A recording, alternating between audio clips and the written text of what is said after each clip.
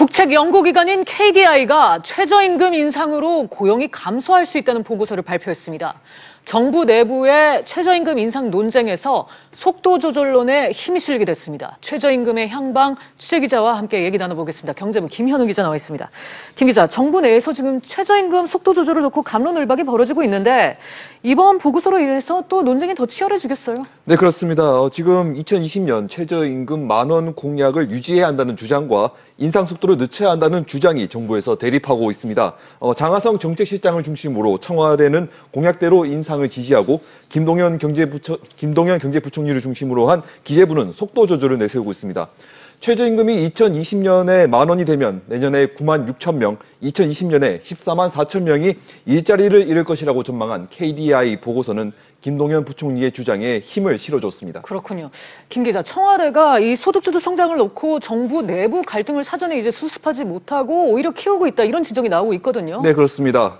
최저임금 갈등을 해소하기 위해 문재인 대통령이 최저임금 인상의 긍정적인 효과가 90% 이상이라고 말하고 소득 하위 10% 계층을 제외한 나머지 소득 계층은 소득 증가율이 더 높아졌다는 자료를 공개했었습니다. 그런데 자료 공개 후 최저임금 논란은 더 커졌습니다. 네. 임금 노동자만 조사하고 소득이 줄어든 자영업자와 시직자는 통계에서 빠졌기 때문입니다.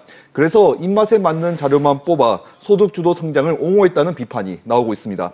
실제 통계청 자료에서는 올해 1분기 소득이 줄고 양극화가 심해진 것으로 나타났습니다. 네, 이런 통계 자료를 문재인 대통령에게 넘긴 게 참 아마추어적이라는 생각이 드는데, 일단 이제 최저임금 갈등은 정부와 노동계 사이에서도 지금 커지고 있습니다. 이 노동계가 반대하는 최저임금 산입범위 확대 개정안이 오늘 지금 국회 국무회의를 통과했죠. 네, 그렇습니다. 최저임금 산입범위 확대안은 오늘 국무회의를 통과했습니다. 대통령 재가를 거쳐 관보에 게재되면 정기상여금과 복리후생비 일부가 최저임금에 포함됩니다. 이번 개정안은 최저임금의 급격한 인상에 따른 기업주들의 인건비 부담을 덜어주고 고임금 근로자의 과도한 혜택을 줄이기 위해 마련됐는데요. 노동계는 최저임금 인상의 효과를 없애고 연봉 2,500만 원 미만의 저임금 근로자들도 피해를 입는다며 반대하고 있습니다. 문재인 대통령이 거부권을 행사하지 않고 개정안이 공포되면 대정부 투쟁을 벌이겠다고 노동계는 예고까지 했습니다. 정부에서 속도 조절론까지 계속 제기되고 있어 최저임금 갈등은 더 심해질 전망입니다. 그렇군요. 알겠습니다. 김 기자 얘기 잘 들었습니다.